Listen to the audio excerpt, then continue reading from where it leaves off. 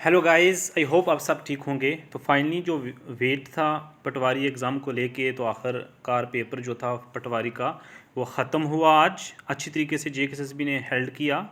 तो इसके बारे में डिस्कस करेंगे कि पटवारी का जो पेपर था इसका लेवल कैसा था, इजी था, मॉडरेट था या डिफ़िकल्ट था। इसके बारे में हम डिस्कस करेंगे और इस पेपर को सॉल्व भी करेंगे।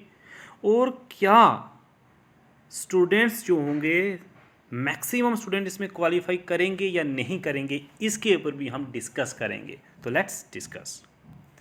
तो सबसे पहले मैं आपको बता चलूँ कि जो पटवारी एग्ज़ाम का जो आज पटवारी एग्ज़ाम हुआ, तो इसकी दो सेक्शनें थी, सेक्शन ए और सेक्शन बी।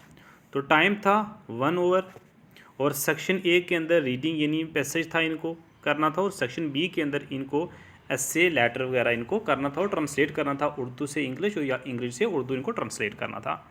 तो सबसे पहले मैं आपको बताता चलूँ, बहुत ज़्यादा स्टूडेंट जो थे खुश थे कि एग्ज़ाम उर्दू का है। तो उर्दू को एग्ज़ाम को लेके वो इतना स्टूडेंट सीरियस नहीं थे, कैंडिडेट इतने सीरियस नहीं थे, वो इसको बड़े मजाक में ही ले रहे थे, मतलब बड़े हल्के में ही इसको ले रहे थे। लेकिन जब वो एग्ज़ाम हॉल के अंदर बैठे, जैसे ही उनका एग्ज़ाम जब 30 मिनट पास हुए, तो उन्होंने एग्ज़ामिनर को टाइम पूछा होगा कि सर टाइम क्या हुआ। मुझे एक स्टूडेंट ने बताया कि सर मेरे साथ ऐसा हुआ कि जब मैंने एग्ज़ामिनर से बात की कि सर टाइम क्या हुआ, तो उन्होंने बोला कि आपके पास सिर्फ 20 मिनट बाकी हैं।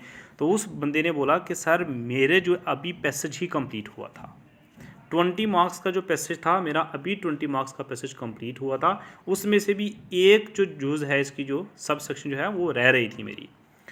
तो यहाँ से आप एक अंदाज़ा लगा सकते हैं कि एक स्टूडेंट बहुत मेहनत कर करके 2-3 साल का इंतज़ार करके आखिरकार वो फिर भी पेपर अटैम्प्ट ना कर पाए, बहुत एक स्टूडेंट के लिए हार्ट ब्रेक होता है।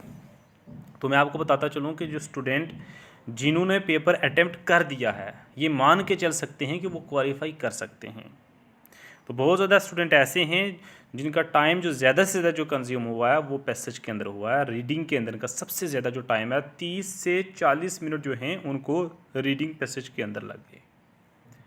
उसके बाद हम चलते हैं और आपको बताता हूँ कि जो लेटर क्या आया हुआ था, ख़त कौन सा आया हुआ था। तो ख़त के ऊपर अगर बात करें, जो ख़त था वो एसएचओ को लिखना था, यानी एक लेटर लिखना था एसएचओ को अपने इलाके के बारे में कि वहाँ पे रश और ट्रैफिक बढ़ रही है, तो उसके ज़्यादा से ज़्यादा स्टेप्स उठाए जाएँ कि इसको कंट्रोल किया जाए। उसके ऊपर एक ख़त था और उसके ऊपर जो मज़मून जो लिखा बोला गया, तो वो मज़मून कौन था मैं आपको बताता हूँ।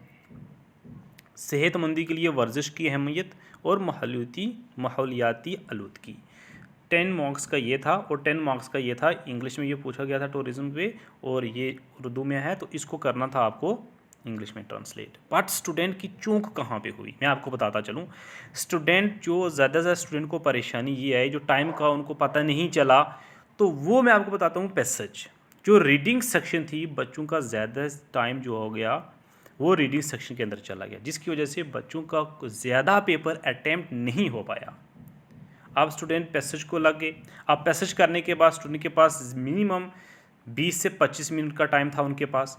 अब उनके लिए ख़त लिखना, मज़मून लिखना या ट्रांसलेट करना बहुत ही मुश्किल हो चुका था, क्योंकि इसके लिए काफ़ी प्रैक्टिस करनी पड़ती है। जिस भी एस्पिरेंट्स ने इसके लिए खूब तरीके से प्रैक्टिस की होगी, तो वो स्टूडेंट इसको 100% क्वालिफाई कर देंगे। और जो स्टूडेंट सिर्फ़ और सिर्फ इन्होंने रीडिंग सेक्शन ही की, और बाकी जो रीडिंग सेक्शन के बाद जो पेपर आता है आपका राइटिंग सेक्शन, उसके अंदर अगर स्टूडेंट्स ने सिर्फ एक को ही किया होगा, तो आई थिंक वो क्वालिफाई नहीं कर पाएगा, क्योंकि आपको मिनिमम 33% जो होंगे हर एक सेक्शन से लाने हैं, और एग्रीगेट करके आपको 40% इसका लाना होगा। यानी मान के चलें कि अगर आपका सेक्शन जो थी वो 20 मार्क्स की थी, सेक्शन रीडिंग वाली जो पैसेज वाली थी वो 20 मार्क्स की थी, तो आपको 20 में से 7 मार्क्स लाने हैं उसमें से, और 30 जो मार्क्स है आपकी जो राइटिंग सेक्शन उसमें से 10 मार्क्स आपको लेने हैं। और इन दोनों को कंबाइन करके एग्रीगेट करके तो इसके मार्क्स मैक्सिमम 40% होने चाहिए, यानी 20 मार्क्स आपको होने चाहिए 50 में से, तो आपका ये पेपर क्वालिफाई होगा। आप स्टूडेंट को बहुत हल्का लिया। अब वो स्टूडेंट आज पछता रहे होंगे, काश अगर इसकी प्रैक्टिस कर दी होती तो आज ये हमें मौका ना देखने को मिला। अब उनकी अपनी लापरवाही है, अपनी नेग्लिजेंस है, जिसकी वजह से वो इस पेपर को अटैम्प्ट नहीं कर पाए। अब बहुत ज़्यादा स्टूडेंट्स मुझे मिले और उन्होंने मुझे कॉल करके बताया कि सर आज हमारा पेपर अटैम्प्ट नहीं हो पाया। और कुछ स्टूडेंट बोल रहे हैं कि सर हमने पेपर तो अटैम्प्ट किया, जैसे कि जो एस्से है सेहतमंद के लिए वर्जिश की अहमियत हमने किया, लेकिन वो आधा पेज ही कर पाए, यानी इतना पेज जो है हम कर ही पाए। तो मैं ये कह सकता हूँ 3 मार्क्स आपको वहाँ से मिल जाएंगे।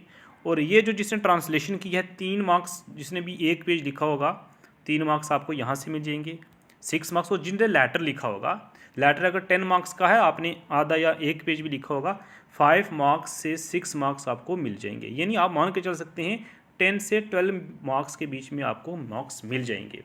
जिस भी स्टूडेंट्स ने सेक्शन बी जो अटैम्प्ट की होगी, वो ऐसे, ट्रांसलेशन और लेटर, जिन्होंने 3 सेक्शन को टच किया होगा, थोड़ा थोड़ा टच भी किया होगा, उसके ईजिली मैं कह सकता हूँ 10 से 12 मार्क्स आ सकते हैं। अदरवाइज जिस स्टूडेंट ने टच ही नहीं किया, आई थिंक वो क्वालिफाई नहीं करेंगे। जो भी स्टूडेंट जिनको लगता है कि ये पेपर क्वालिफाई हमने कर देंगे, तो वो अपने जो नेक्स्ट पेपर जो होगा इन्हीं का, पटवारी का, तो उसके लिए ज़्यादा से ज़्यादा तैयारी करें। उसके लिए प्रैक्टिस की आपको भी बहुत ज़्यादा ज़रूरी है, मॉक टेस्ट आप ज़्यादा से ज़्यादा लगाएं। तो चलते हैं और हमें आपको इसके बारे में बताता हूँ कि इसका आंसर क्या था। फॉर एग्जांपल ये 10th पार्ट है इसका, यहाँ पे एक है कि एक ऐसा तरीका क्या है जिसमें तालीम याफ्ता ख़वातीन अफरादी क़ुव्वत में हिस्सा डालती हैं। तो इसका जो अगर जवाब देखे जाए तो कौन सा है, बे, यानी रवायती किरदारों में सरमायाकारी करके। तो यहीं अगर बात की जाए पार्ट 11 का आंसर क्या आता है, तो पार्ट 11 का जो आंसर है वो है सनफ़ी तकाफ़त में इजाफ़ा। तो तीसरा है नक्सनात रवायत को चैलेंज करने में तालीम का क्या किरदार करती है। तो यहाँ में हम कह सकते हैं कि ये आ सकता है शायद। नुक्स अगर आपके ख्याल में और कोई है तो कमेंट सेक्शन में कमेंट करके ज़रूर बताएं।